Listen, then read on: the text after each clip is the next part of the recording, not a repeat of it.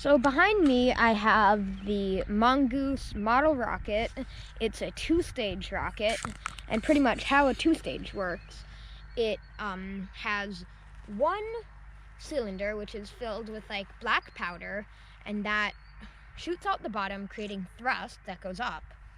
And that first cylinder will then ignite another cylinder while it's up in the air, and that next cylinder will create another amount of thrust. So if all goes as planned, then it should be going like 1,200 feet.